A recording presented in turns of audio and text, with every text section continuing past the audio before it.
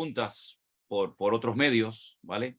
Pero vamos en primer lugar, si quieren, a responder a las que ya te han llegado a ti, Alberto. Así que, adelante.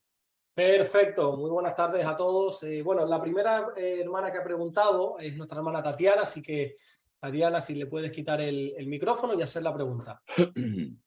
Pastor, muy buenas tardes. Un gusto poder conectarnos. Me parece hermosa la iniciativa que hayan hecho el Zoom y poder hablar directamente con usted. Qué lindo.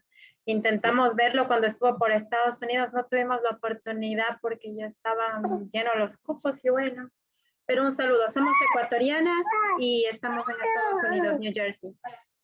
La Bendiciones, pregunta es, un placer conocerte. Adelante. Gracias, Pastor. Yo quisiera saber qué es la blasfemia contra el Espíritu Santo. Sé que he escuchado dos posturas. La una que, pues, si vemos alguna manifestación o alguna cosa que se haya dicho y decimos, pues, esto no es del Señor, eso es blasfemar contra el Espíritu. Y la otra, que es, pues, cuando hemos negado la fe, cuando no aceptamos al Señor, cuando hemos decidido vivir sin Él. No tengo claro en conclusión qué es. Ya. Bueno, efectivamente, como tú bien has dicho, han aparecido, ¿no?, diferentes opiniones. Unos piensan que es una cosa, otros piensan que es otra. Gracias al Señor no es un pecado que se ve frecuentemente, ¿no? Como por ejemplo cualquier otro, ¿no? Como, no sé, la mentira o el orgullo o cualquier otro, ¿no? El libro de la Biblia que más información o más datos nos da acerca de en lo que puede consistir el tema de la blasfemia contra el Espíritu Santo es la carta a los Hebreos. Realmente también el Señor Jesucristo habló acerca de este tema, ¿verdad? Pero la carta de Hebreos se extiende un poco más, dándonos más información acerca de este pecado. Bueno, yo voy a dar diferentes opiniones, diferentes explicaciones y que el Señor nos ayude a poder entender y a poder explicar lo mejor posible este tema. Por una parte, tiene que ver con el resistir a la obra del Espíritu Santo en nuestras vidas, ¿sí? Tal vez o el mejor ejemplo que podemos ver en la Biblia de una persona que se negó rotundamente a creer, a convertirse y arrepentirse fue sin lugar a dudas el faraón de Egipto.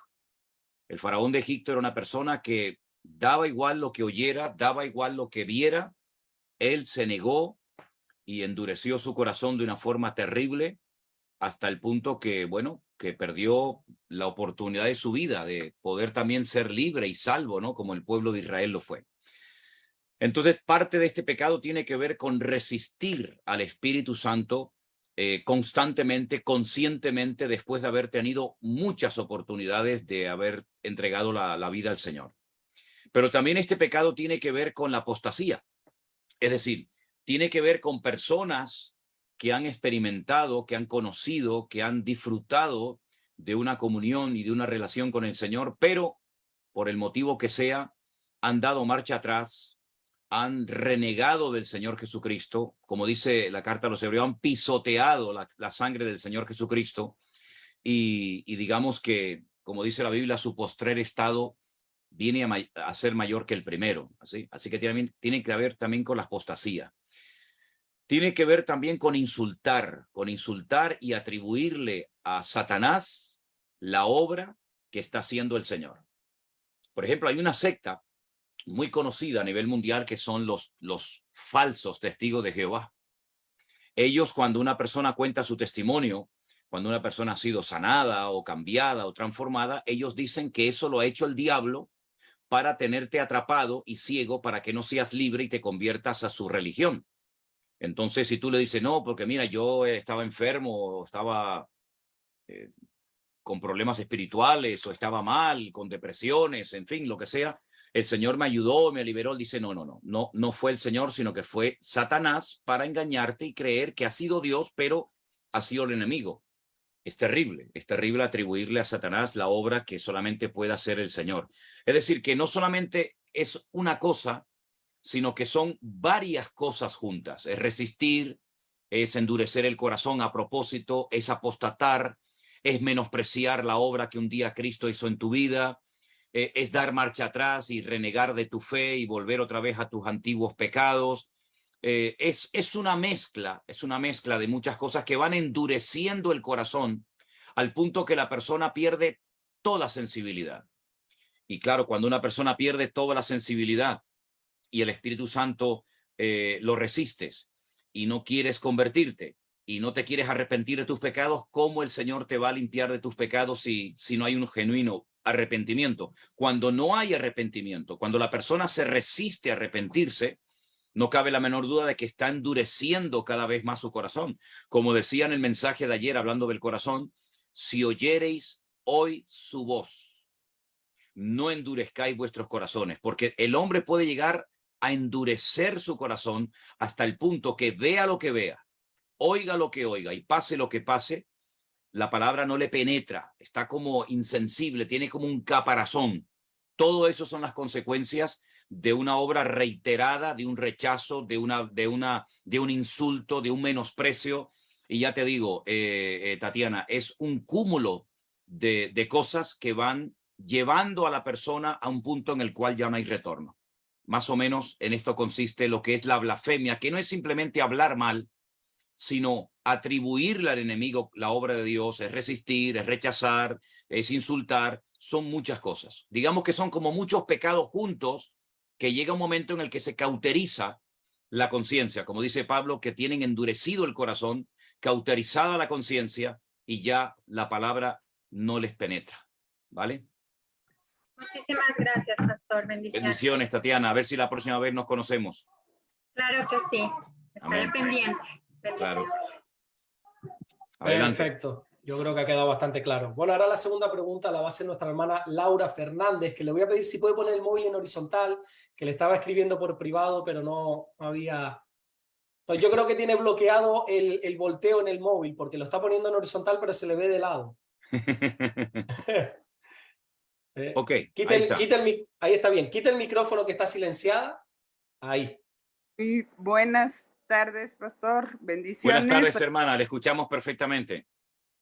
Qué bueno, qué bueno. Tengo el gusto de conocerle. Estuve con usted, me bauticé con usted aquí en México y básicamente, porque muchos tenemos muchas preguntas, del devocional de hoy, a lo mejor entendí algo mal. Lo leí, lo escuché más de una vez, pero ve que Abraham no obedeció al Señor. No, Moisés no obedeció al Señor y le golpeó a la roca. Ajá. En vez de hablar. Y en una parte comenta, que es mi pregunta, que hay pecados que aunque el Señor ya hayamos aceptado al Señor en nuestro corazón y el pecado se haya cometido anteriormente, o no sé, sí, antes de que Él nos limpiara, que Él no perdona. No, perdón. No, es duda, pastor, es duda. Dije, es duda.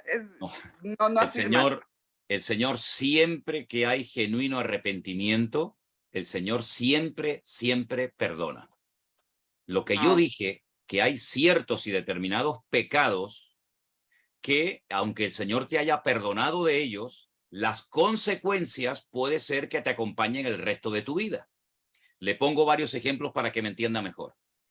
Por ejemplo, he tenido amigos que habían consumido drogas durante muchísimos años y llegaron a conocer al Señor y fueron libres. Incluso algunos se convirtieron en pastores y en siervos de Dios, pero habían contraído, por ejemplo, el SIDA, hepatitis. Algunos de ellos murieron de esas enfermedades que si no hubieran consumido esas sustancias probablemente no se habrían enfermado de ellas. Ahí tiene un ejemplo de una persona que ha sido perdonada. El Señor incluso la ha usado durante años en el ministerio, pero contrajo una enfermedad porque compartió jeringuillas y se contagió y bueno, ahí están las consecuencias en su cuerpo físico. Una mujer, por ejemplo, que mantuvo relaciones con la persona equivocada y quedó embarazada, le pidió perdón al Señor, pero ahí hay un niño, ahí hay una niña que le va a acompañar el resto de sus vidas. Hermanos que han estado en el alcoholismo, Dios los ha sacado de ese infierno, hoy en día son salvos, son hijos de Dios, pero su hígado quedó tocado, herido, dañado. Entonces hay pecados hay pecados que, bueno, quedan consecuencias. ¿Que Dios perdona siempre? Sí, hermana, pero a veces las consecuencias son tremendas. Mire, por ejemplo, cuando David pecó, el rey David pecó, el Señor lo perdonó, siguió siendo rey, pero el Señor le dijo, nunca se apartará la espada de tu casa. El niñito que estaba a punto bueno, el hijo que tuvo con Betsabé se murió, un hijo se le rebeló, el otro hijo violó a una de sus hijas, en fin, un desastre familiar, las consecuencias de haberle abierto la puerta a ciertos y determinados pecados. Entonces, quiero dejar bien claro que Dios siempre perdona, pero a veces las consecuencias hay que pagarlas. Entonces, Moisés, ¿qué pasó? Desobedeció públicamente, no fue algo que hizo privadamente, que nadie se enteró, sino todo el mundo vio que el varón de Dios desobedeció al Señor. Golpeó a la roca cuando el Señor le había dicho, háblale a la roca. Entonces el Señor no podía permitir que este hombre, que tenía que ser un ejemplo, entrara en la tierra prometida como si no hubiera pasado nada. Entonces el Señor lo perdonó. Siempre recordaremos al gran varón de Dios Moisés, pero el Señor le dijo, por este pecado que has cometido, no vas a entrar en la tierra prometida. Entonces, las consecuencias son reales y a veces nos acompañan toda la vida. Muchas gracias, pastor. Ya Amén. está súper. Sí, son las consecuencias. Yo dije, ¿cómo que no me perdonó? No, imagínese que sería una tragedia. Dios mío, no me has perdonado. No. Gracias a Dios, el Señor perdona cuando hay genuino arrepentimiento. Pero dice el Señor, vete y no peques más. Efectivamente, pastor. Amén. Bendiciones, hermana. Dios le bendiga, hermana Laura. Hasta luego, pastor. Muchas gracias. Chao. Pues sí, gracias a Dios que nos perdona, porque si no... Bueno, la tercera pregunta la va a hacer nuestra hermana Vivian López, que le vamos a pedir si puede quitar, por favor, el micrófono. Ahí está, correcto. Buenas tardes, pastor. Es una bendición estar aquí, la verdad. Amén. Gloria a Dios. Dios te bendiga, mi hermana Vivian. Amén. Aquí desde el estado de los valientes, el estado caliente de la Florida. Bueno, aquí está haciendo muchísimo calor. Sí. De hecho, ustedes no lo oyen, pero lleva todo el día pasando hidroaviones cargando agua de aquí del mar, que lo tenemos aquí al lado, porque parte de la isla de Tenerife está ardiendo con un incendio terrible. Wow. Terrible. Wow. Sí. Está haciendo mucho calor en toda España. Sí. En todos los lados. Sí, señor. Adelante, hermana. Pastor, mi pregunta es la siguiente. ¿Por qué Dios no escogió a Jonatán, el hijo de Saúl, para ser su sucesor cuando eso era lo que se acostumbraba en aquella época? ¿Es que acaso Jonatán hizo algo malo ante los ojos de Dios? No, en absoluto. Jonatán fue un buen muchacho que murió antes de tiempo. Yo siempre he dicho eso. Jonatán, el íntimo amigo de David, que David lo amaba tanto, era su íntimo amigo, ¿no? Aquel que llegó a decir, y lamentablemente algunos han malinterpretado las palabras de nuestro querido David, cuando lloró y dijo, Jonatán, amigo mío, que tu amor me fue más dulce que el de las mujeres, ¿verdad? Mire, la ley de Moisés daba instrucciones concretas y específicas para que cuando llegara el momento de nombrar un rey en Israel, el rey supiera cómo tenía que comportarse, qué cosas no tenía que hacer y qué cosas sí debía de hacer. Pero lamentablemente el pueblo se adelantó, el pueblo se precipitó, presionó al profeta Samuel, dado que era mayor, ya sabían que le quedaba poco tiempo de vida, de ministerio, sus hijos eran un auténtico desastre, un mal ejemplo para el país. Bueno, lo presionaron y queremos un rey, y ese rey, digamos que lo eligió el pueblo, no fue el elegido y el escogido del Señor. Entonces, si Saúl, que fue el primer rey de Israel, no fue escogido por el Señor, ¿cómo después su hijo va a ocupar el cargo del padre? Es decir, fue un rey que fue, como yo llamo, un juguete roto. El primer rey de Israel tenía que haber sido David. Pero lamentablemente el pueblo se precipitó y nombró a la persona equivocada, y así terminó el país arruinado. Bueno, este rey fue un auténtico desastre en todos los sentidos. Entonces Jonatán, él entendió que el futuro de la nación, el futuro de la monarquía, no pasaba por él. Él fue humilde. Y por eso dice que hizo un pacto con su amigo David. Y en ese pacto hubo un intercambio de prendas. Dice la Biblia que la espada, el saquito con las flechas, toda la ropa de príncipe se las regaló a su amigo David. Y David le regaló sus ropas de pastor a a Jonatán. Quiere decir que cuando el padre veía a David vestido de príncipe y a su hijo lo veía vestido de pastor, eso no lo podía soportar, porque era como un mensaje sin palabras de que el futuro no pasa por tu descendencia, sino pasa por David. A tal punto Jonatán entendió que el futuro de la nación no pasaba por él, que él dijo: yo seré el segundo en el reino cuando tú seas rey. Él fue humilde y aceptó que su papel no era la de ser rey, sino ser un apoyo a el rey David. Entonces Dios no permitió que Jonatán fuera rey. Sí podía haber sido una persona muy estrecha al rey David, pero Dios rompió el patrón porque ya empezó mal. Y lo que empieza mal, pues ya saben lo que pasa. Aún así, tenía la posibilidad de ser el segundo en el reino junto con David. Y aún así, David, en amor, por amor a su amigo Jonatán, cuidó de su hijo Mefiboset hasta el resto de sus días, ¿no? Entonces, ese es el motivo, hermana, porque Saúl no era merecedor del trono, fue desechado, y al ser desechado, no solamente él como persona, sino el resto de su descendencia también fue desechada. Está bien clara su explicación y totalmente lógica. Gracias. Mire, pastor. aquí en España, tuvimos un caso bueno, aquí los reyes en España, ahora que no nos escucha nadie, siempre han sido un auténtico desastre. Sí, la familia de los Borbones, si ustedes la estudian, han sido un desastre. Ya se han ido de España unos cuantos, ¿verdad? Pero hubo un momento en el que hubo una dictadura militar y entonces al que le tocaría ser rey, como no le caía nada bien al dictador Franco, lo descartó y trajo de Italia al hijo, que fue a Juan Carlos I. Desechó a uno. Entonces, como lo desechó, no pudo ser rey, pero le dio la oportunidad a su hijo, a Juan Carlos I, que es el papá de este que está ahora, ¿no? Pero cuando Dios desechó a Saúl, lo desechó a él y a todo el resto de su descendencia. Bien, bien. Muchas Dios le gracias, bendiga, hermana. Gracias, Saludito. bendiciones. Bendiciones. Chao, chao. Muy interesante su pregunta. Sí, bastante interesante, la verdad. ¿Verdad? Bueno, vamos a pasar a la siguiente pregunta, la cuarta de la tarde, que sería nuestra hermana Evelyn. Ok. Bueno, buenas tardes. Mucho gusto. Hola, Evelyn. ¿Cómo estás? Hola, pastor. Dios le bendiga. Shalom.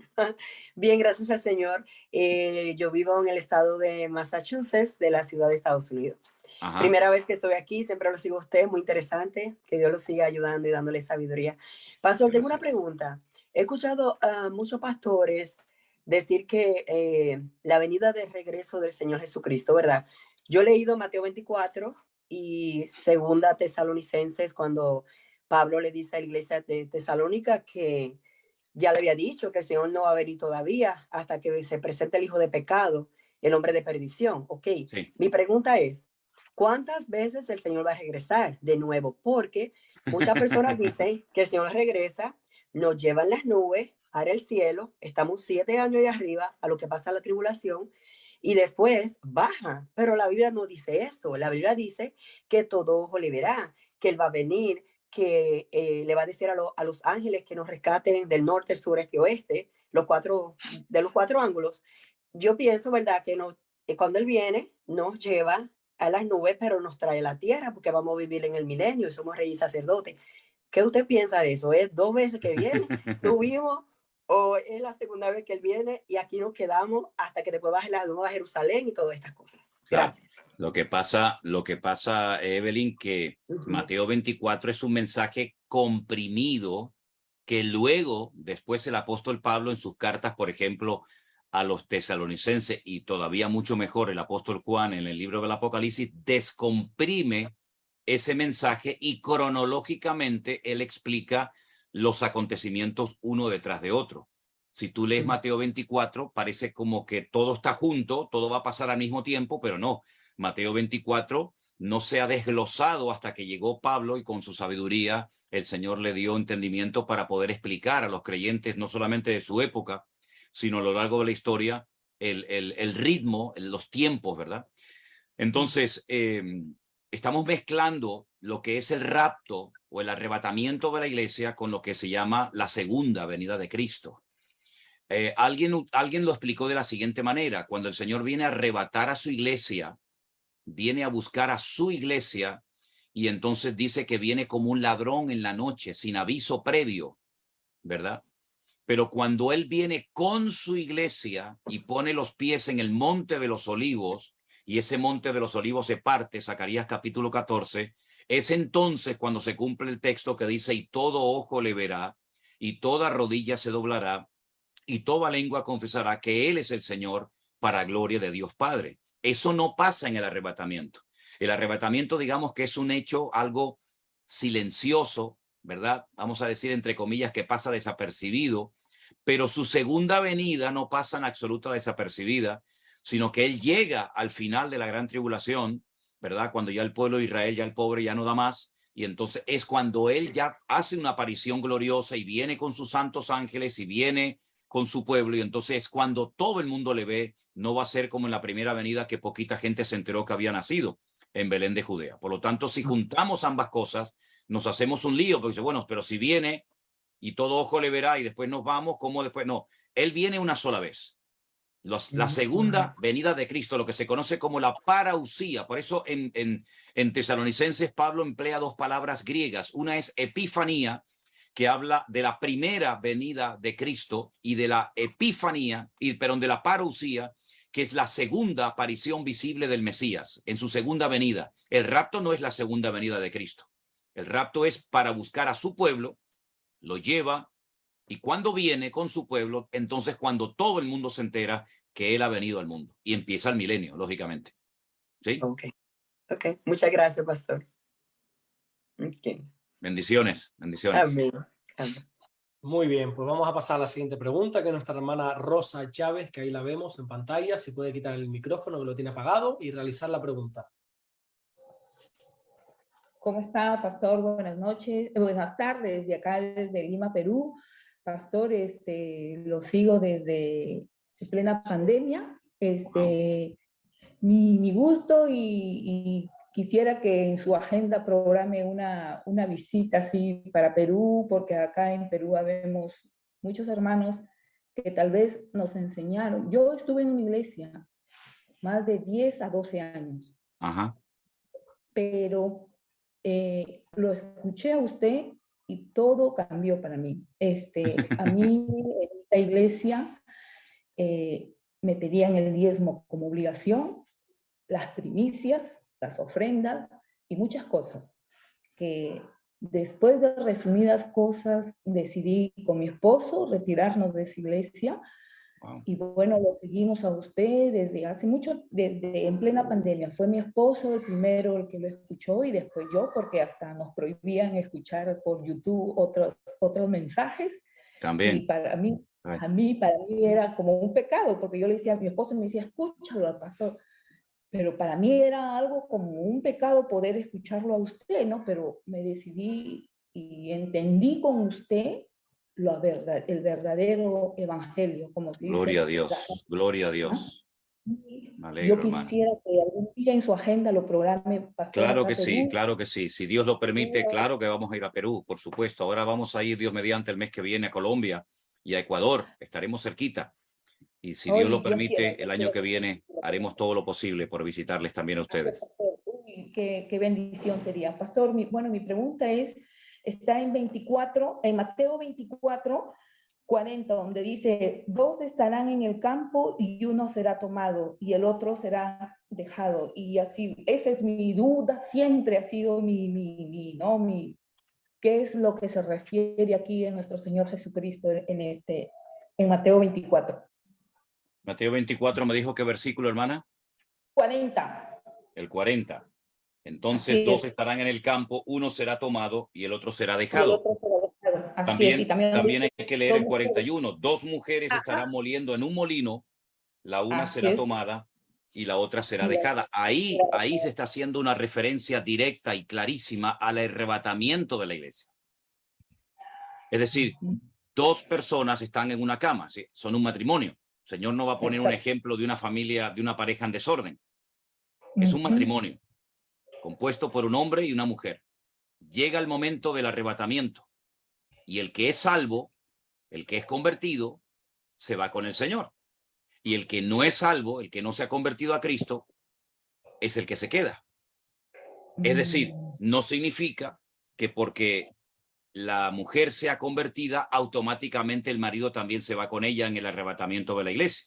La salvación es personal, ¿verdad? Yo no me puedo convertir por mi marido, por el tío, por el primo, por los nietos y por todo el mundo, sino que es personal. Y ahí vemos un ejemplo de cómo el convertido se va a la presencia del Señor en el rapto, en el arrebatamiento de la iglesia, y el inconverso se queda.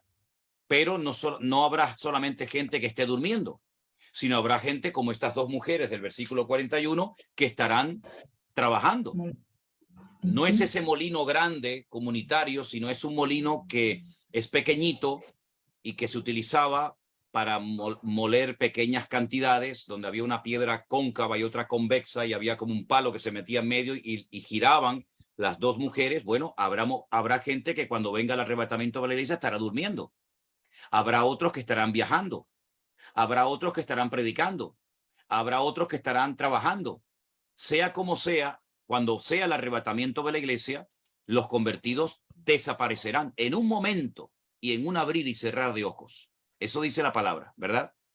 Amén. Entonces, eso es el arrebatamiento de la iglesia, que no es la segunda venida de Cristo. Como le dije antes a Evelyn, la segunda venida es posterior a la gran tribulación. ¿Ok? No sé si usted lo entendió. Sí. Entendido. ¿Su marido es convertido también?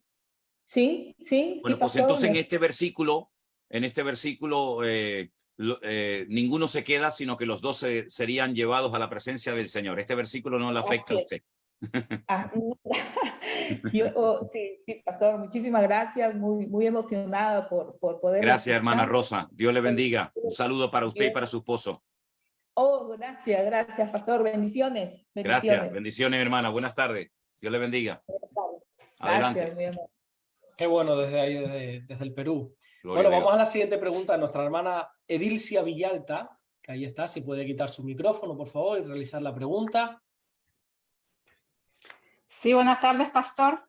Buenas tardes, hermana. Dios le bendiga. ¿De dónde está usted? Estoy en Ana, Texas. Ah, en Texas. Wow. Ajá, sí. Mire, mi pregunta es, estoy leyendo Apocalipsis.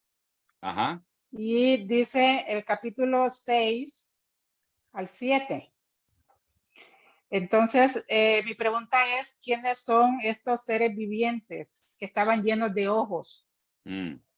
Ahí estoy un poco detenida. Sí, bueno, no todo lo que el Señor ha creado lo conocemos. Por ejemplo, el Señor dice en su palabra que creó serafines, querubines, ángeles, y estos seres, ¿verdad? Que dice que están llenos de ojos por dentro y por fuera, que también aparecen en el libro de Ezequiel. Si usted ve, por ejemplo, el llamamiento de Ezequiel, ahí aparecen también una serie de seres vivientes. Bueno, es muy difícil describir para Juan estos seres que no son humanos, sino son seres angelicales.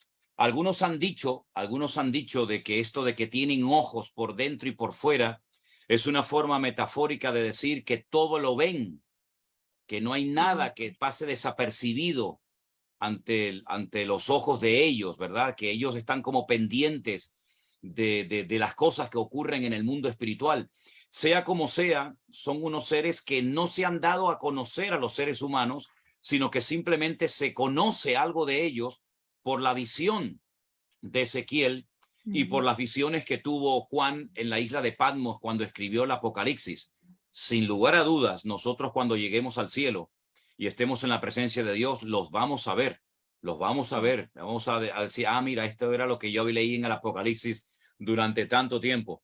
Pero no cabe la menor duda de que en nuestra mente en este momento nos cuesta mucho, ¿no? Entender cómo pueden ser estos seres, qué función cumplen, para qué los creó el Señor, tienen nombre, qué tamaño tienen, son grandes, son bajos. Son muchísimos detalles que la Biblia no nos revela, porque esos seres no los creó el Señor para nosotros, sino son seres que están alrededor del trono de Dios. Les recuerdo las palabras que el Señor Jesucristo le dijo a sus discípulos en cierta ocasión, cuando dijo: si les he hablado de cosas terrenales y no me habéis entendido, si yo les hablara en términos espirituales, los volvería locos. Entonces, esto entra dentro de una dimensión espiritual que a nosotros no se nos ha permitido entrar de momento, pero que estoy seguro que en alguna ocasión los veremos, los conoceremos, pero que ahora mismo tenemos un desconocimiento, no digo absoluto, pero muy grande de la función que cumplen estos seres, como de otras muchas cosas que el Señor habrá creado, que ni siquiera le permitió al apóstol Pablo contarlas, sino que le dijo: esto no lo reveles, esto no lo cuentes. Así que nos vamos a llevar muchas sorpresas maravillosas cuando lleguemos a la presencia del Señor. Ok, bueno, muchas gracias. Bendiciones, Estuve buscándola hermana. en su libro, pero no lo hallé, por eso la pregunté ahí. Claro, claro, muy bien, hace usted muy bien, hace usted muy bien. Sí. Ok, Bendiciones, muchas gracias, hermano. pastor. Bendiciones a todos. Bendiciones, cuídense por allá. Bueno, gracias. Muy bien, pues vamos a darle paso a la siguiente pregunta, que es nuestra hermana Silvia de Costa Rica. Si puede quitar el micrófono y realizar la pregunta. Hola, buenos días y buenas tardes para otros. Mi nombre es Silvia, pastor, muy contenta de estar en el Pastor Online, que lo sigo desde hace mucho tiempo. Soy una de las que le agradece a Dios por la pandemia, porque yo era católica y por la pandemia ya no pude volver a ir más a la iglesia. Y entonces, pero lo que pasa es que hace 10 años el Señor me llamó a servir a las cárceles. Qué lindo. Entonces, participo en un grupo que vamos a servir a las cárceles. Hacemos retiros espirituales de 4 Lindo. días en las cárceles. Y aún así, el ministerio es un ministerio ecuménico, que le dicen. Entonces, yo como católica entraba a la cárcel igual, y para los privados de libertad, el ser uno católico y estar haciendo un retiro espiritual con metodistas, adventistas, evangélicos, de todo, para ellos es una impresión grandísima, porque ellos dicen: ¿cómo ustedes, que son de diferentes religiones, están juntos y se llevan bien, verdad? Y pueden compartir 4 días con nosotros. Entonces nosotros lo que hacemos es llevarle el mensaje, que es que no somos nosotros, es el Señor Jesús que pone en nosotros ese querer para ir a darles ese amor que Él quiere mandarles, y que somos solo instrumentos. Entonces eso a ellos les llama mucho la atención. Seguro, y claro que sí. El Señor hace maravillas en ese retiro, en esos 3 días y medio. Entonces, cuando empezó la pandemia, necesitábamos algo, un grupo de ellos y yo necesitábamos algo, y fue que un amigo de Texas nos mandó un link. Vean este video, que fue el video famoso de la escatología y todo eso, de los tiempos, ¿verdad? Entonces nos metimos a estudiar, y pastor, de verdad a mí se me cayeron las vendas de los ojos. Gloria a Dios. Y doy gracias al Señor, porque vivía enganchada. Pero bueno, gloria a Dios por eso, y mis lágrimas no son de tristeza, son de emoción. Amén. Pero a raíz de todo eso, mis pensamientos son diferentes. Gracias a Dios ya ahora estoy yendo a una iglesia.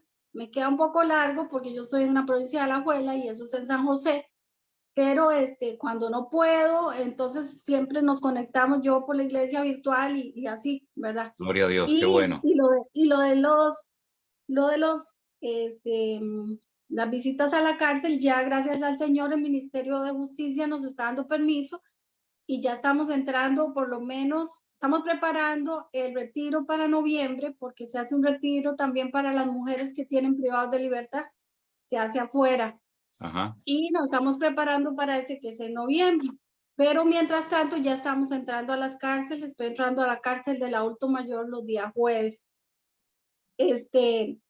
Pastor, pero yo sí he caminado y he estudiado un poco la palabra y todo, pero ya ahora con sus mensajes que le doy gloria al Señor de que por YouTube paso todo el día, pastor, viendo videos, aprendiendo, estudiando, con el cuaderno en la mano, con la Biblia en la mano, apuntando y todo, porque para mí es importante llevarle la sana doctrina a esa persona. Claro, efectivamente. Pero he estado pasando una prueba bien fuerte porque yo voy y les digo, les hablo a todos de lo que Dios dice que hay que hacer, que tenemos que ser obedientes, pero tengo un hijo que él dice ser homosexual. Entonces, para mí fue un golpe muy fuerte, muy fuerte. Entonces yo hablé con él y yo le dije con la palabra las cosas que el Señor decía en la palabra, que eran buenas y que eran malas, y que eso no estaba bien para los ojos de Dios. Entonces él me ataca a mí por el lado de, mami, pero usted tanto que habla de Dios, usted tanto que va y dice que va a las cárceles y todo, y usted a mí no me entiende, ¿verdad? Entonces es eso de que me siento impotente a la vez, porque yo digo, tengo o no tengo que comportarme con él diferente. Él no vive conmigo, él ya no vive conmigo, es un muchacho de 30 años, hace un año ya se apartó y se fue a vivir solito. Pero es la relación mía con él la que yo tengo duda de, yo sé que es mi hijo y que está en pecado y que yo tengo siempre que orar por él, pero mi compartir con él, la duda es, a veces me dice, mami, ¿cuándo viene a tomarse un café al apartamento de él, verdad? Y yo me puedo pensar, ¿será que está bien que yo vaya? ¿Será que está bien que mire, comparta? hermana, déjeme que le responda. Mire, vamos a ver. Su relación con su hijo, independientemente de lo que su hijo haya decidido ser en la vida, va a ser siempre de madre a hijo. Es decir, usted no va a dejar nunca de ser madre de su hijo por el hecho de que él haya decidido ese estilo de vida o ese camino, ¿verdad? Por lo tanto, yo creo que su vínculo con su hijo va a ser siempre. Eso no significa de que usted tenga la obligación de aceptar un modelo, un estilo de vida que él ha decidido escoger, ¿verdad? Cada uno en la vida es responsable de sus decisiones. No estamos hablando de un niño pequeñito, estamos hablando, como usted bien acaba de decir ahora, de un hombre de 30 años. Y entonces, bueno, si él ha escogido ese camino, pues allá él, allá él. Si eso es lo que él quiere en la vida, pues él tendrá que rendir cuentas como todo ser humano, como todos los seres humanos tendrá que rendir cuentas delante de Dios. Yo creo que usted lo que tiene que hacer es orar por su hijo, decirle o demostrarle, no solamente con palabras, sino con sus acciones, que usted le ama, que él será toda la vida su hijo, que usted lo llevó en su vientre y lo parió, pero que él no le puede obligar, él no le puede imponer a usted que usted acepte un estilo de vida con el cual, por sus principios, usted no está de acuerdo, ¿verdad?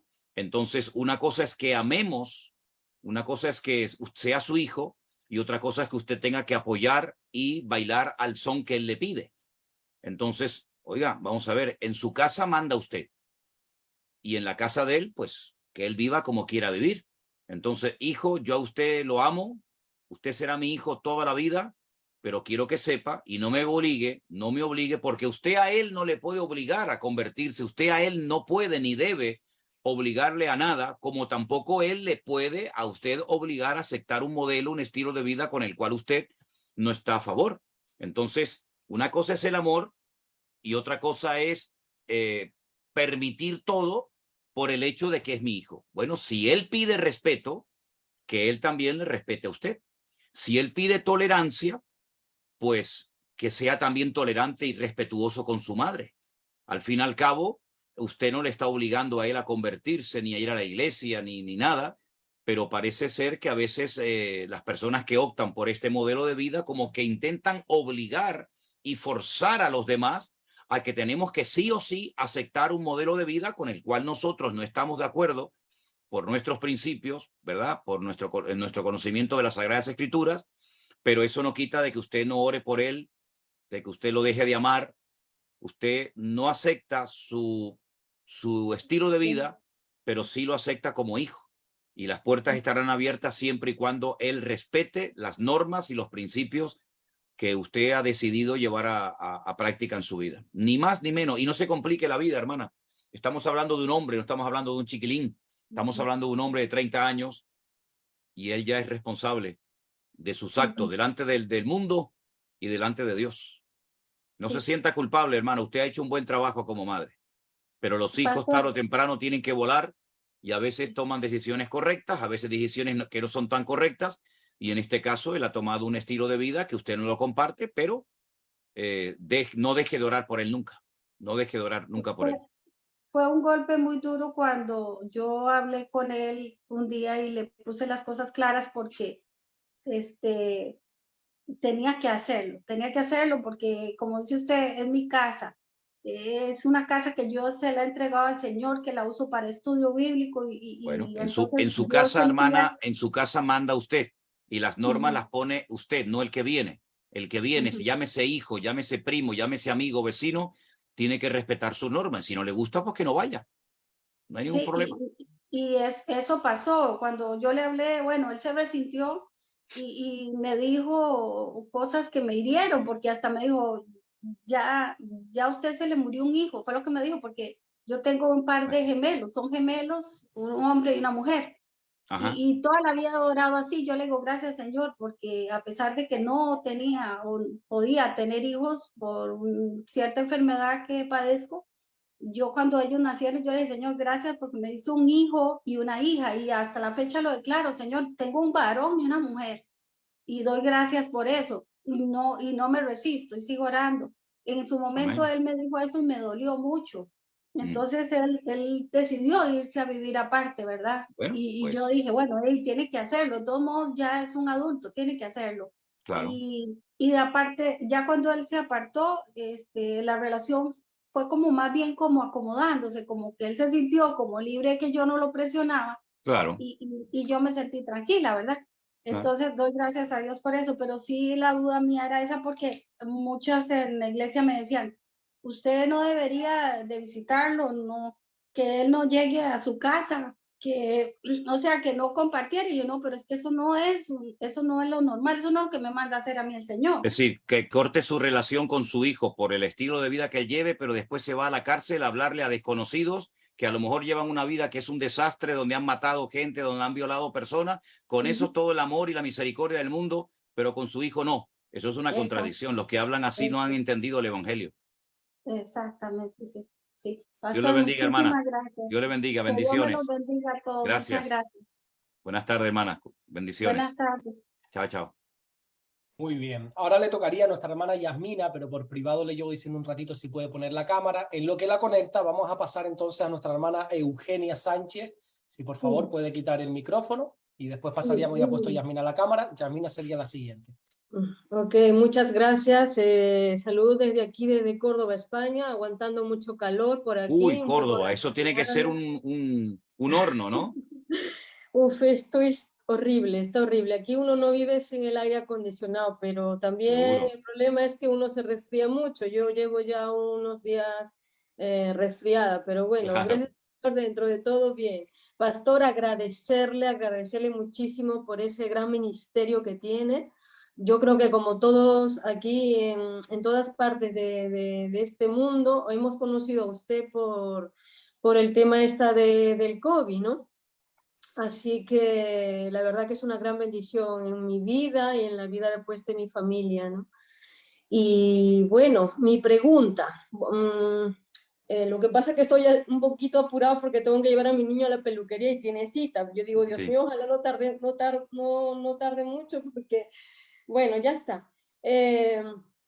Resulta que en la iglesia, una hermana, su hijo estaba en el ministerio de la alabanza. Yo lo cuento esto no en plan que se vea mal, sino el cuidado que uno tiene que tener con respecto a las cosas del Señor, ¿vale?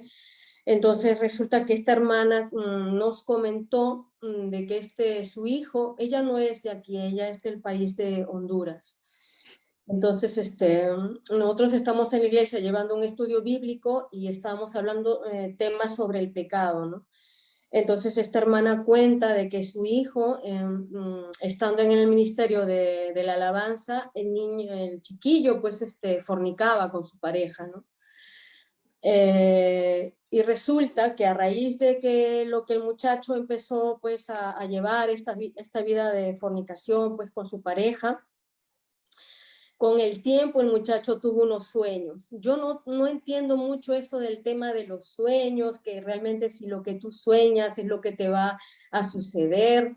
No lo sé, yo ahí no lo tengo muy claro, pero resulta que esta hermana, al contar esto, el sueño del muchacho que decía que la cama era una cama blanca con una mancha de sangre y alrededor unos hombres con una capucha negra, y resulta que este chiquillo a los días tuvo un accidente muy fuerte con un camión, ¿no? Que casi prácticamente era para que este jovencillo pues se haya muerto, ¿no? Pero gracias al Señor, dice que será la misericordia del Señor que este hombre no se ha muerto el chiquillo, ¿no? Pero la hermana, ¿a qué voy con esto? Que la hermana citó este versículo que a mí no me ha quedado claro, que lo tengo un poco confuso y que por favor que usted me lo aclare, ¿no? Es el Hebreos, el libro de Hebreos, la porción del versículo es el 29, ¿no? Donde dice, cuanto mayor castigo pensáis que merecerá el que pisoteare al Hijo de Dios, y tuviere por inmunda la sangre del pacto, dice, no, en la cual fue santificado, ¿no? E hiciere afrenta al Espíritu de gracia, ¿no? Si usted me lo puede explicar eso, por favor, para tenerlo más claro. Y bueno, yo creo que en primer lugar aquí se ha perdido el respeto. Cuando una persona está en una plataforma, obviamente, dirigiendo la alabanza, predicando, dando un estudio bíblico, lo que sea, y al mismo tiempo lleva una doble vida que no coincide con lo que se enseña y con lo que se predica supuestamente en la iglesia, pues el mayor responsable de tomar cartas en el asunto tiene que ser sin lugar a dudas el pastor. El pastor, una vez que esté informado de que tiene un miembro en su congregación que es una cosa en la iglesia y una cosa completamente diferente fuera de la iglesia, pues lógicamente tiene que intervenir, que para eso está de pastor en esa iglesia, ¿no? Por consiguiente, sea músico, sea pastor, sea diácono, sea lo que sea, cuando una persona no es coherente con su cristianismo, la Biblia dice que si decimos que creemos en él, debemos andar como él anduvo. Y el Señor Jesucristo no anduvo en una vida de desorden y de fornicación, como usted me comenta de este muchacho, ¿no? Por consiguiente, referente a esto, lo que hay es que hablar con él, sentarlo y decirle, mira, tú no estás en capacidad en este momento de estar dirigiendo alabanza, porque tu vida no es un ejemplo. Entonces, no es que tengamos que ser perfectos para subirnos a una plataforma a cantar, pero hombre, por lo menos que demos un ejemplo y que nuestra vida pública y nuestra vida privada pues coincida con nuestra fe y con nuestros principios y demos un testimonio del Señor, ¿no? Ahora, ese versículo que has mencionado hace referencia a lo que antes preguntaba una hermana, ¿no? Acerca del pecado contra el Espíritu Santo.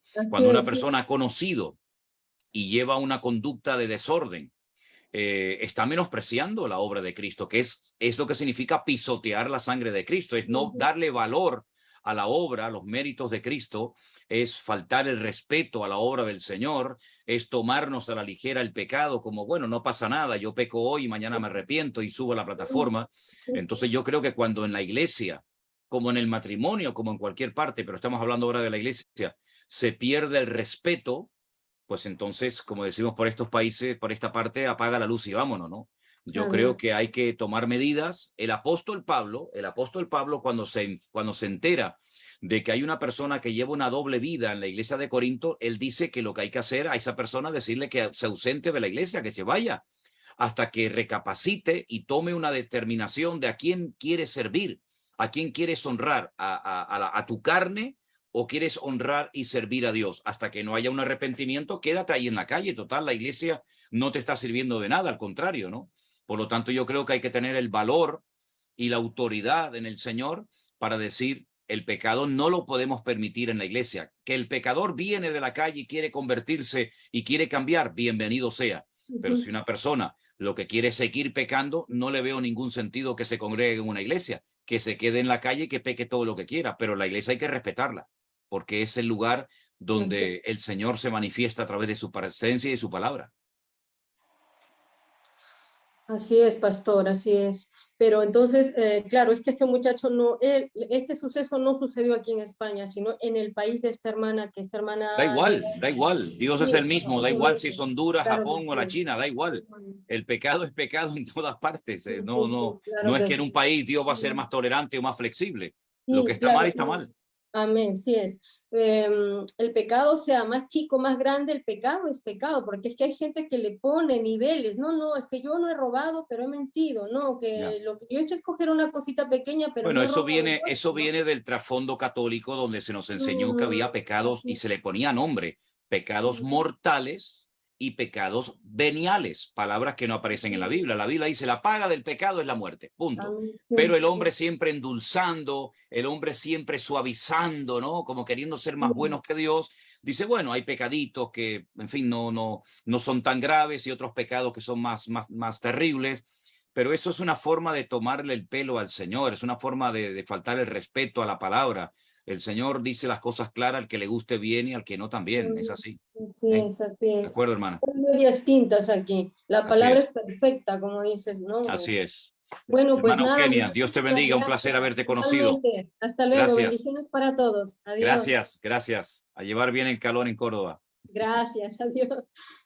Aquí en Canarias estamos pasando calor, pero creo que en Córdoba también. seguro que un poquito más. Bueno, ahora sí, nuestra hermana Yasmina, que ya puso la cámara. ¿Podrías poner el móvil en horizontal y se te ve completo? A ver. Perfecto, ahí. Pues ya puedes realizar la pregunta. Buenas tardes, Pastor José Manuel. Buenas tardes, hermana Yasmina. Gracias. Pastor, yo estoy en Bolivia. Mira. En Bolivia, pero soy venezolana. Ajá. Y bueno, lo conocí a usted. Soy de las más de 7 millones de personas que vieron su predicación con respecto al orden mundial. Sí. Y me impactó tanto que lo comencé a seguir. Vi sus estudios de escatología y se me abrieron los ojos de tal manera que he estado estudiando muchísimo la Biblia, veo sus predicaciones y voy estudiando. Gloria a Dios. Entre los estudios que yo he realizado y apoyándome en videos de pastores y cristianos, incluso hasta de Israel, ubiqué un punto que me llamó mucho la atención, que es el hecho de que tiene que ver la tribu de Dan con el anticristo, porque se ha dicho que es proveniente de la tribu de Dan. En esas predicaciones han relacionado el libro de Esther incluso hasta con el holocausto, que allí digamos, se había predecido el holocausto por los cuales pasó el pueblo de Israel. Entonces, esa es mi pregunta. ¿Tiene algo que ver? Vamos a ver, hay varias cosas, vamos a ir por parte. Primeramente, sí, efectivamente, yo también he escuchado el tema de que el anticristo, ¿verdad? Este personaje siniestro político que aparecerá en los últimos tiempos, que surgirá de lo que era el antiguo imperio romano, puede pertenecer a la tribu de Dan. ¿Por qué? Porque hay unas palabras que el patriarca Jacob, le da a sus hijos, y hay un momento en el que a la tribu de Dan dice que sería serpiente en el desierto y que haría caer al jinete, ¿no? Y como que mordería en el calcañar, en la pierna, en el pie, al que iba montado a caballo. Bueno, de ahí se ha especulado y se ha dicho que la tribu de Dan puede ser la tribu a la cual pertenezca el anticristo. Mira, eso es especular. Yo creo que hay cosas en las cuales tenemos que ser dogmáticos, tenemos que ser radicales, porque la Biblia lo dice categóricamente, pero hay otras muchas cosas que hasta que sinceramente no sucedan, es simplemente especular, es opinar, Por otra parte, te digo sinceramente, Yasmila, si el anticristo es de la tribu de Dan, o de la tribu de Efraín, o de Maracaibo, o de Mérida, a mí me da exactamente lo mismo.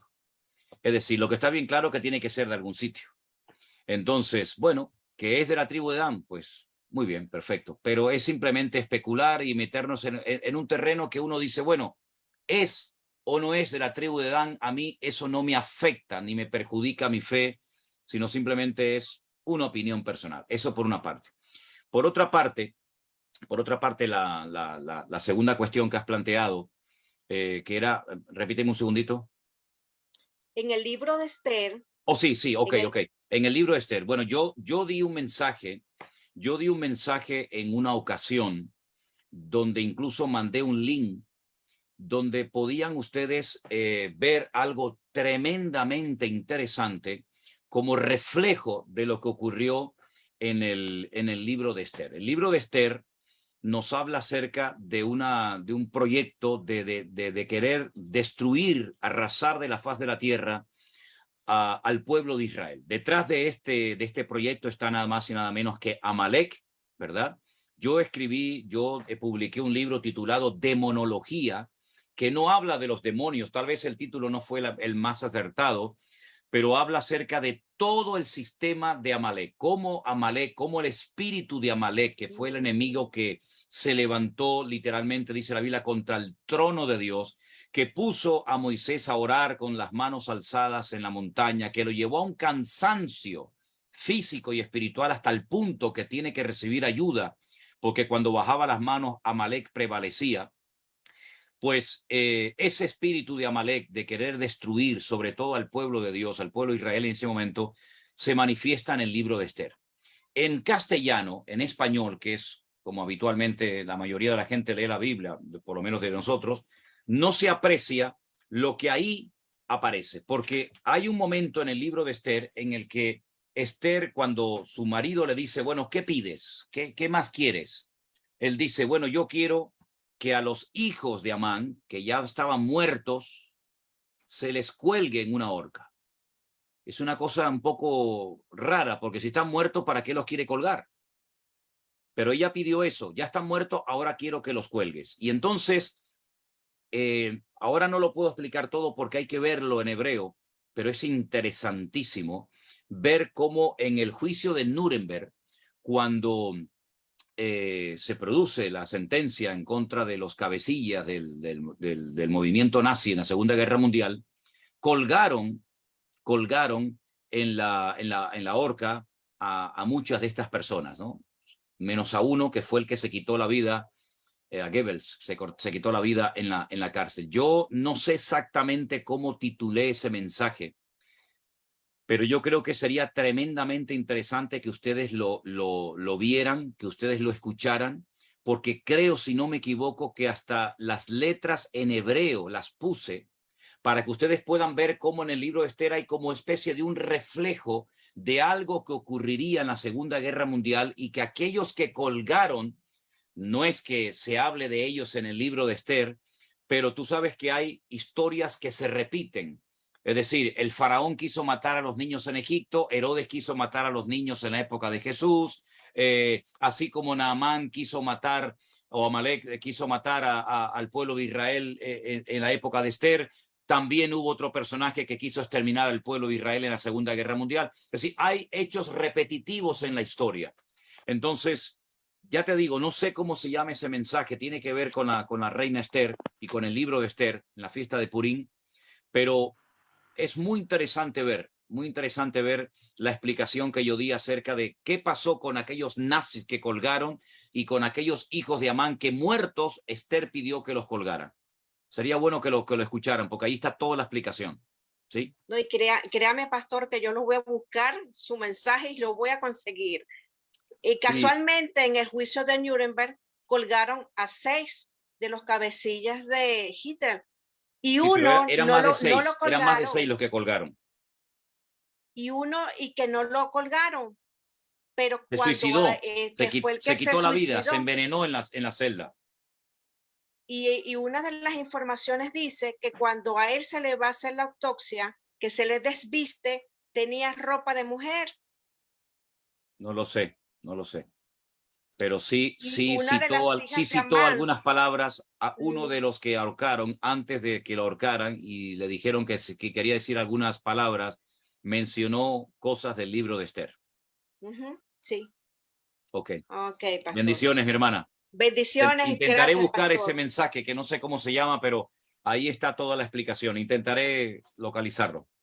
Gracias, Bendiciones. pastor. Bendiciones. Gracias, mi Gracias. hermana querida. Dios le Gracias. bendiga. A ver, adelante.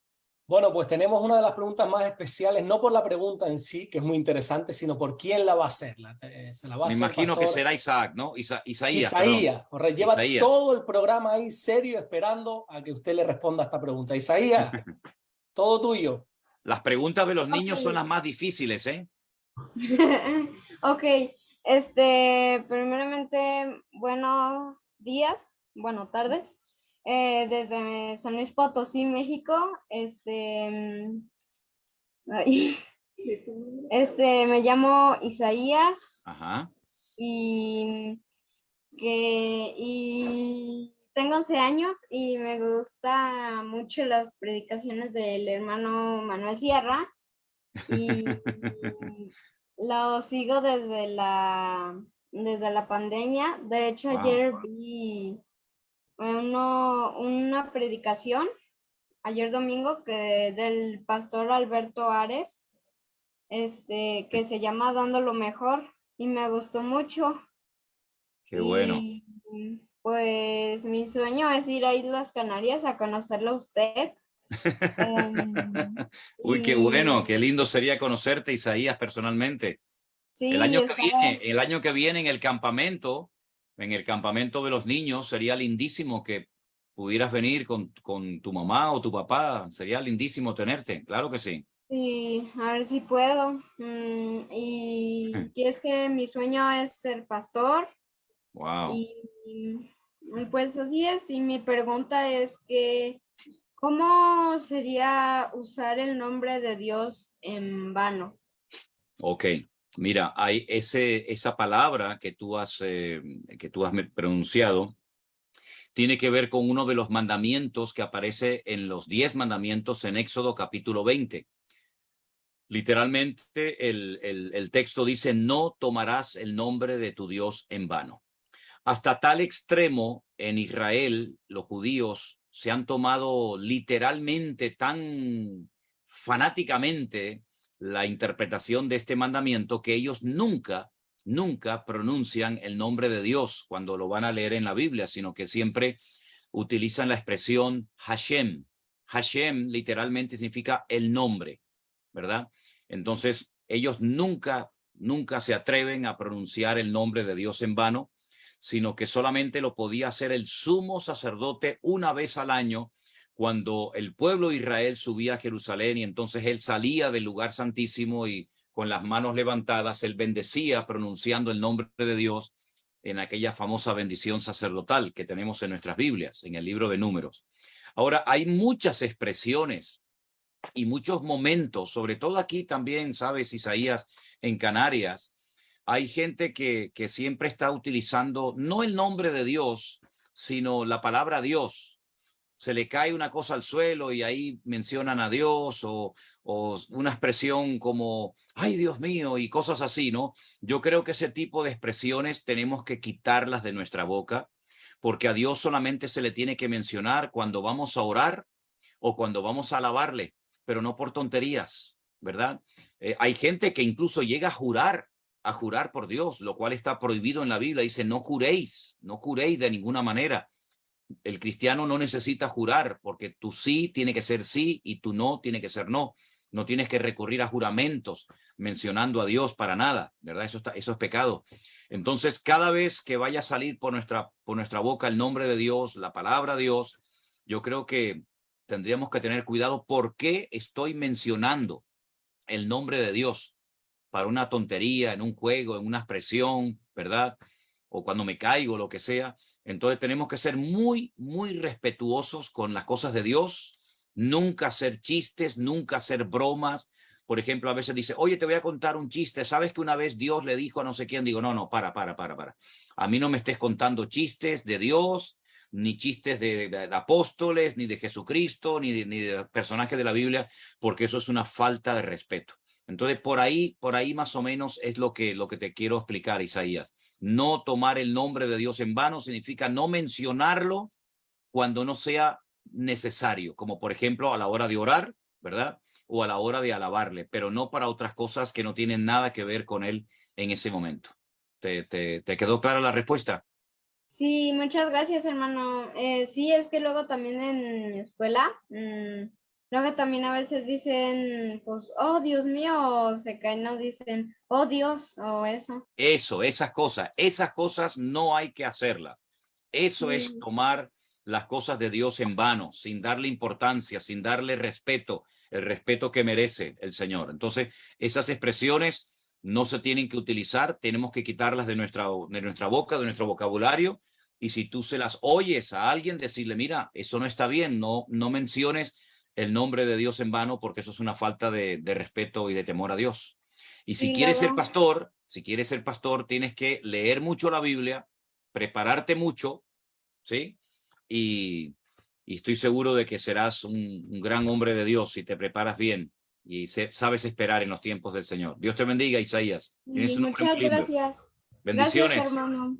Gracias. Vale. Bye. Chao. Abrazos. Abrazos. Chao. Qué bonito, qué bonito. Gloria a Dios, qué lindo, ¿eh? De verdad que sí. Bueno, Wow. vamos a pasar a nuestra siguiente pregunta, que es Ada Saldívar, que también está acompañada con unos jóvenes. Así que nuestra hermana Ada puede preguntar. Buenas tardes, hermana. Buenas tardes, una emoción muy grande. Desde Paraguay le estamos saludando. Paraguay, wow, qué lejos y qué cerca al mismo tiempo, ¿no? ¿Verdad que sí? Ella es Débora, ella toca la guitarra eléctrica en la iglesia. Uy, qué lindo. Está en el control de sonido. ¿Cómo se llama su hijo, perdón? Elías Abacut. Wow, madre mía. Tiene ahí media Biblia en la casa, hermana. La verdad que tengo muchas preguntas, pero hay una en específico que me quedó dando vueltas Dígame, cuando en una parte usted menciona que Isaac ya tenía 40 años cuando iba a ser sacrificado. Sí. Quería saber en qué se basa o en dónde puedo encontrar esa porción. Bueno, la Biblia no dice que cuando fue sacrificado tenía esa edad, pero por los acontecimientos, ¿verdad? Por los acontecimientos y por la edad que sabemos que y Abraham lo tuvo, etcétera, etcétera, se ha llegado a la conclusión de que Isaac no era un niño pequeñito, ¿verdad? Entonces, no dice específicamente que tenía 40 años, pero si usted lee la historia de su padre, de Abraham, y lee la historia de su hijo Isaac, llega a la conclusión de que Isaac no era un niño pequeñito, sino que ya era un hombre hecho y derecho, ¿verdad? Ellos vinieron caminando, él llevaba la leña, él llevaba un peso tremendo sobre su espalda, ¿verdad? Él hablaba con su padre, él entendía perfectamente lo que allí estaba sucediendo. Él incluso pregunta, padre, llevamos todo, pero ¿y el cordero dónde está, verdad? Entonces, por lo que nos cuenta la cronología de la historia bíblica, se llega a la conclusión de que Isaac ya era un hombre grande, aunque vivía mucho tiempo la gente todavía en aquel tiempo, pero era un hombre grande. Repito, hermana, no lo dice literalmente que tenía 40 años, pero si usted lee toda la trayectoria, cuándo nació, qué edad tenía su padre, etcétera, etcétera, usted se va a dar cuenta de que ya Isaac pues ya era grandecito. De hecho hay un museo en Jerusalén que se llama el Museo del Templo, que es donde está todo preparado para cuando construyan los judíos el tercer templo, y hay un cuadro enorme en la pared donde se ve un altar y Abraham con el cuchillo en alto, y se ve a un hombre ya mayorcito, de 30 y pico, casi 40 años, sobre el altar. Y si alguien entiende de cronología y de años, esos son sin lugar a dudas los judíos, y ellos nunca pintan a Abraham con un niñito de 7, 8, 9, 10 años sobre el altar, sino un hombre ya hecho y derecho. ¿Sí? Yo sé que es chocante, porque siempre en las escuelas dominicales siempre hemos visto fotografías de un niño, ¿verdad? Yo sé que es lo típico en todas las iglesias. Yo lo he visto cuando era joven en las iglesias, pero no es del todo cierto. no es del todo cierto. Muy bien explicado, muchas gracias. Y sería una gran bendición si alguna vez llega a Paraguay. Y acá mis hijos siempre el devocional cada mañana. Ya Qué es bueno, qué bueno. Gloria a Dios. Pues si el Señor lo permite, a ver si podemos ir el año que viene también por esas tierras. Dios les bendiga a los tres y adelante en el Señor. Bendiciones. Chao, bendiciones. Gracias, hermanos queridos. Bendiciones. Qué lindo. Gloria a Dios desde Paraguay. Qué bueno. Qué bonito con toda la familia ahí. Bueno, ahora nuestro hermano Arturo Sánchez es el siguiente que va a realizar la pregunta. Hermano Arturo, buenas tardes. Pastor. Gusto saludarlo nuevamente, ya lo había saludado. Sí, le reconozco muy bien. Sí, fíjense que lo he seguido, felicidades, desde hace tiempo de una amiga que vive en Suiza, mexicana, se ha ido a trabajar a Suiza, tiene muchos años, y hace como 3 meses me mandó sus links, sus devocionales, y lo he seguido actualmente. Felicidades, veo que es una iglesia muy bíblica, muy apegada a la Biblia, y muchas felicidades, pastor. Gracias, hermano, gracias. Mi pregunta sea la siguiente, si me podía orientar un poquito entre la diferencia del diezmo y la ofrenda, y si actualmente, el día de hoy, es válido la ofrenda en la iglesia de Dios, que todo mundo ofrende, hasta los inconversos, o qué sería esa mis dudas. ¿Vale? Gracias. Bueno, el tema de los diezmos y de la ofrenda no nace con la iglesia, sino tiene que ver con la relación que el pueblo de Israel tenía con su Dios en el Antiguo Testamento. El inventor de las ofrendas no fue el hombre, no fue Israel, no fue la iglesia, fue Dios. Cuando el hombre pecó en el jardín del Edén, el Señor le enseñó a Adán y a Eva que a partir de ese momento en el que habían sido expulsados del jardín del Edén, las cosas iban a cambiar mucho y ahora no se iban a relacionar directamente sin necesidad de derramamiento de sangre como lo habían hecho en el jardín del Edén, sino que a partir de ahora sería necesario presentar una ofrenda, un sacrificio, un holocausto de un animal sobre el cual depositarían sus manos y, metafóricamente hablando, el animal moriría en lugar de ellos, ¿verdad?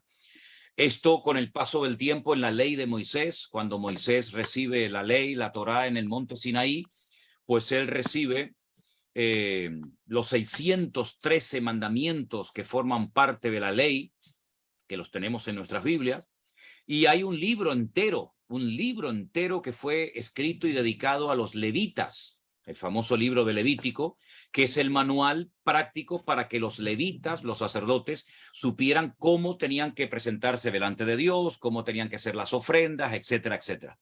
Los levitas que se dedicaban única y exclusivamente a servir al Señor en el tabernáculo y posteriormente en el templo de Jerusalén, no podían dedicarse a la agricultura, no podían dedicarse a la ganadería, no podían dedicarse a los negocios, sino única y exclusivamente al servicio de la casa de Dios. La pregunta obvia es, entonces, ¿esta gente de qué vivían? Bueno, el Señor, entonces, si me permiten la expresión, estableció el diezmo como una ley obligatoria para las restantes tribus de Israel, donde se les dijo que tenían que apartar el diezmo de lo que tuvieran, animales, en fin, ganadería, agricultura, lo que fuera, y se le diera esos diezmos a los levitas para que ellos se dedicaran a los asuntos espirituales y el pueblo los cubría, los atendía materialmente con sus diezmos y con sus ofrendas.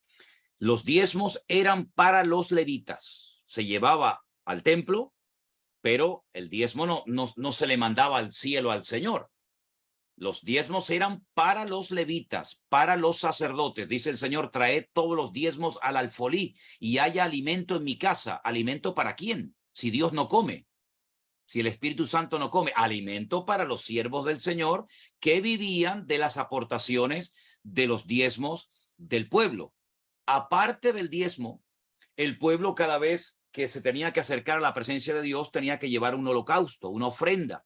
Y entonces había parte de esos animales, no todo, había parte de esos animales que se le daba al sacerdote para que también pudiera comer, ¿verdad? Hubo un abuso con todo esto. Los hijos, por ejemplo, del sacerdote Elí, llamados Ofni y Fines, fueron terribles porque abusaban y tomaban más cantidad de las ofrendas que les correspondía. Y hubo mucho escándalo con todo esto. Pero el tema de los diezmos y las ofrendas fueron diseñadas y enseñadas por el Señor a través de Moisés al pueblo de Israel, para que el pueblo de Israel supiera cómo tenía que adorar a Dios y al mismo tiempo cómo tenía que cuidar de los sacerdotes. Ahora bien, ya no estamos en el tiempo del pueblo de Israel. Entonces la pregunta es, ¿y entonces ahora la iglesia cómo se sostiene? ¿Cómo se pagan los alquileres, la luz, el agua, el teléfono?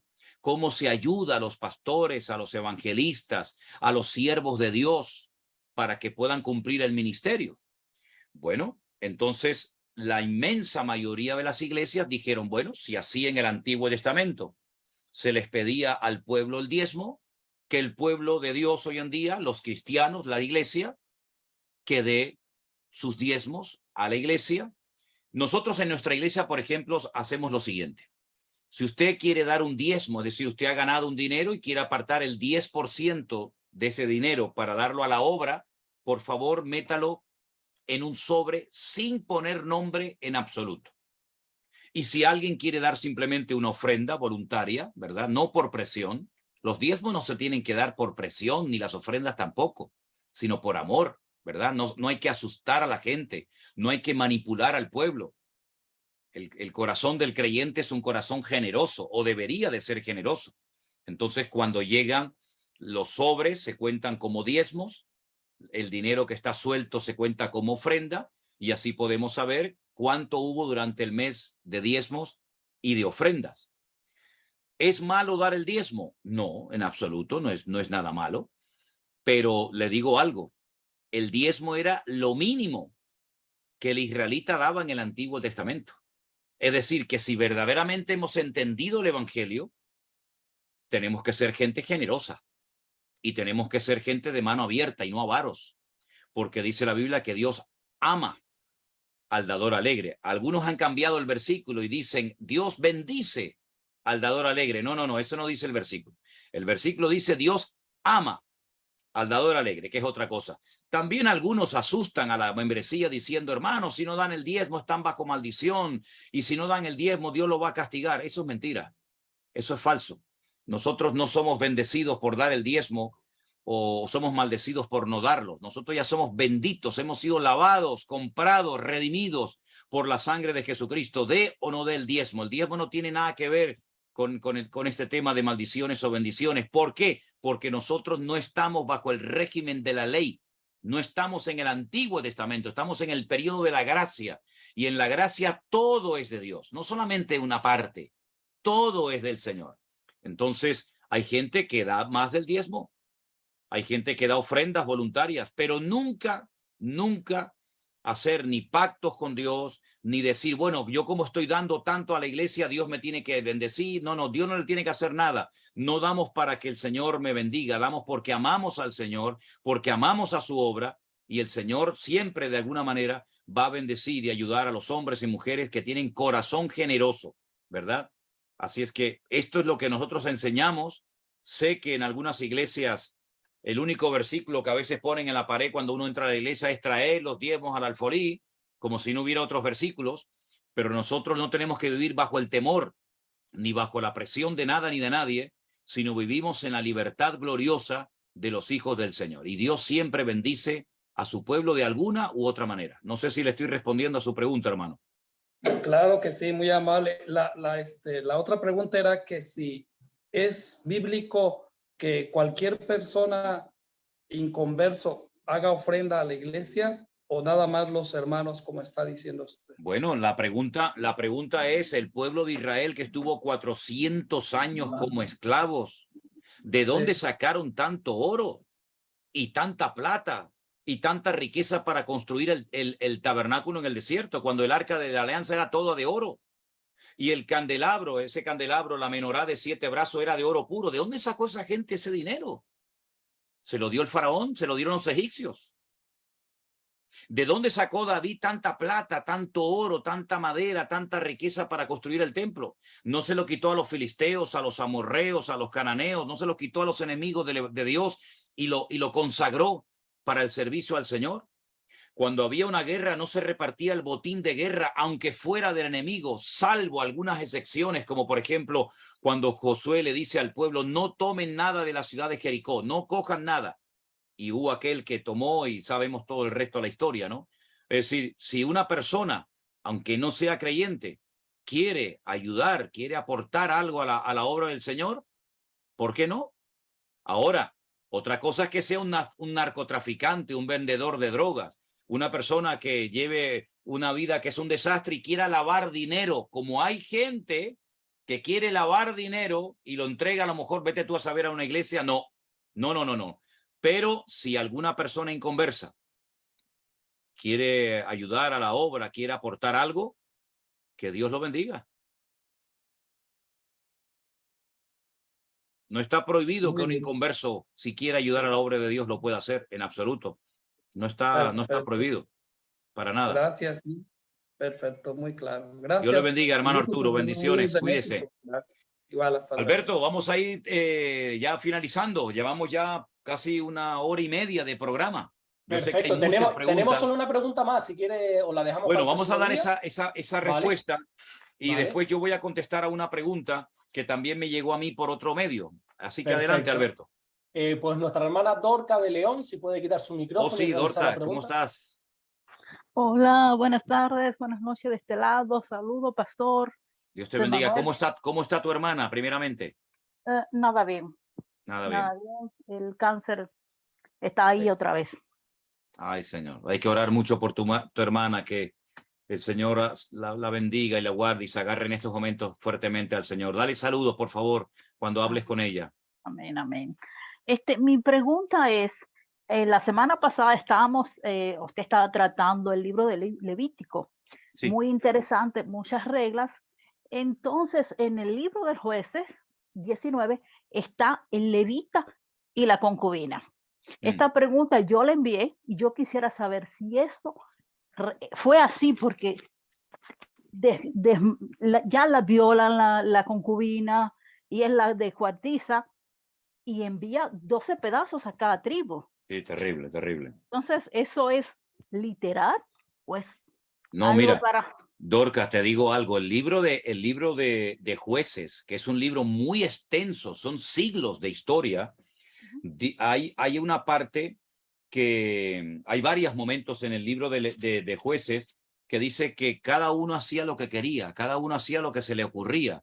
Y encuentras cada disparate y encuentras cada barbaridad en el libro de Jueces, como aquel que dijo, bueno, el primero que me venga a dar la bienvenida, lo sacrifico al Señor, o este levita que descuartiza a la muchacha y lo manda como si fuera un paquete por todo el país.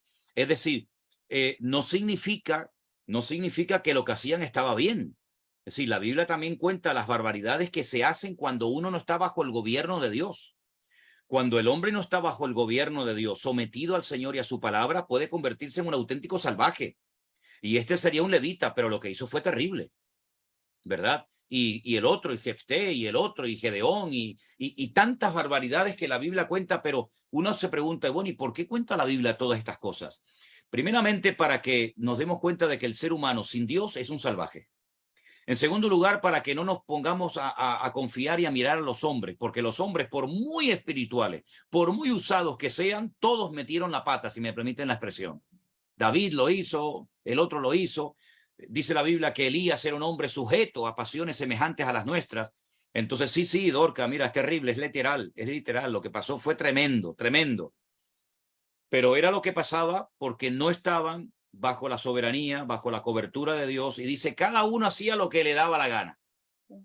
Y entonces ahí te das cuenta de cómo el Señor, cuando no es la cabeza, cuando no es el que gobierna nuestras vidas, nuestro hogar, nuestro negocio, nuestro ministerio, se pueden llegar a cometer auténticas barbaridades, por mucho que usted sea levita, por mucho que usted sea pastor, apóstol, evangelista o reverendo. Cuando la persona se va del diseño establecido por el Señor, esa persona es peligrosa y esa persona puede llegar a comportarse hasta peor que un inconverso.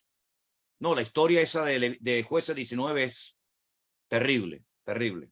Que terrible. gracias, porque yo la envié, digo, déjame, como tengo tiempo hoy y pude entrar, digo, déjame hacerla entonces directo el programa. Muchísimas gracias. Por nada, mi hermana Dorca, Dios te bendiga. Amén, Y yo amén. quiero decirle a una hermana que ha escrito, que me ha preguntado que por favor le responda, ¿qué va a pasar con las mascotas y con los animales cuando nos vayamos a la presencia del Señor? Bueno, mira, yo estuve hablando con un amigo mío que sabe mucho de la Biblia, que vive en Italia, se llama Marcos. Él es un joven que yo aprecio mucho, lo conocí desde pequeñito y él se ha convertido en todo un erudito de la palabra de Dios. Sobre todo su especialidad es la figura de Jesús, ¿no? Las dos naturalezas, la humana, la divina, todo esto. Y él me decía, oye, Manuel, ¿no te ha llamado nunca la atención que la Biblia dice que Dios va a crear cielos nuevos y tierra nueva? ¿Tierra para quién? ¿Cielos para quién? Dice, bueno, el cielo para nosotros. ¿Y la tierra para quién? Hablo de la eternidad, ¿verdad? Yo sinceramente siempre me he preguntado qué va a pasar con los miles y miles de elefantes, leones, panteras, jirafas, que van a desaparecer todos los animales cuando forman parte de la creación de Dios. Entonces, yo creo que el Señor tiene cuidado de toda la creación, no solamente del hombre, sino también de los animales. Dice la Biblia que mandó a Jonás a Nínive porque tuvo compasión de la población de adultos, de niños y de animales. Y Dios es un Dios tan amoroso y tan compasivo y tan cuidadoso de su creación, que cuando le reveló a Noé que iba a venir un tremendo diluvio, le dijo, méteme también animales dentro del arca. Podía haber dicho, no, los animales que se mueran todos. No, yo veo que Dios refleja su poder, su autoridad, también a través de la creación, y los animales son parte de la creación de Dios. Ahora, si usted me pregunta qué va a pasar cuando seamos arrebatados con el perrito que quedó en casa solito, pues no sé, dígale a los vecinos, déjele una nota, dígale a los vecinos, dígale a sus familiares inconversos, oye, si tú ves que yo durante algunos días no aparezco y tú ves que no voy a la iglesia y tú tocas a la puerta y no te abro, pues dale de comer al pajarito, al loro, al perro, al gato, porque yo me fui con el Señor. Así que si tú ves que no estamos, que se quedó la televisión encendida, las Biblias abiertas, estamos en la presencia del Señor, por favor, cuídame a los animalitos, pero recuerda que lo que pasó es que nos fuimos con Cristo, lo que te decía era verdad. Así que por casualidad, si esto pasa, déjele una nota y un manojo de llaves a una persona de confianza para que le cuide las mascotas cuando nos vayamos a la presencia del Señor. Hermanos queridos, ha sido una bendición tremenda el poder estar con ustedes en esta tarde. Les dejo porque ahora mismo me voy corriendo a la iglesia, que tenemos una reunión, y quiero terminar este tiempo con oración, dándole gracias al Señor por esta oportunidad preciosa que Él nos ha dado. Gracias por sus oraciones, hermano. Gracias por su apoyo. Gracias porque sentimos que hay un respaldo y un amor por parte de tanta gente. Algunos ya los hemos ido conociendo, otros todavía el Señor nos irá dando poco a poco la oportunidad de conocerles. Pero vamos a darle gracias al Señor por este programa que queda grabado ahí tanto en Facebook como en YouTube. Y por favor, uso la oportunidad que se me presenta para decir, están volviendo a aparecer por todas partes, por Instagram, por Telegram, por Facebook, por YouTube, páginas y canales con mi nombre, con el logotipo de la iglesia, con el nombre de nuestro ministerio, pidiendo dinero a la gente. Por favor, hermanos, usted dé el dinero a quien quiera, pero no se confunda. No somos nosotros. No somos nosotros. Hay gente que se dedica a pedir dinero, mande una ofrenda, queremos hacer. Nosotros tenemos solamente un canal oficial de Facebook, que es este que usted está viendo y este de YouTube que usted está viendo. Nada más. Sean prudentes y si ven que hay gente por ahí que en mi nombre está pidiendo dinero, por favor denúncielo, díganos para tomar medidas y no dejar que la gente sea engañada por estas personas que no tienen ningún respeto a la obra de Dios. Voy a pedirte, Alberto, si eres tan amable y nos despides en oración. Que Dios les bendiga. Mañana, si Dios quiere, nos volveremos a ver otra vez en el devocional de mañana. Bendiciones para todos, mis queridos hermanos. Oramos. Vamos ahora para despedirnos. Señor, gracias te damos por este tiempo. Gracias, Señor, también por estas tecnologías donde tú nos permites unirnos, tener comunión los unos con los otros. Gracias, Señor, porque tú nos traes luz a través de tu palabra. Gracias por el pastor José Manuel Sierra, por cada hermano, por cada hermana que ha realizado su pregunta, Señor. Gracias te damos por todo. En el nombre de Jesús. Amén. Amén y amén. Hermanos queridos, Dios les bendiga. Una bendición haberles visto, haber estado con todos ustedes. Nos vemos mañana, si Dios quiere, en el devocional. Bendiciones, les dejo, que tengo que salir para la iglesia. Dios les bendiga.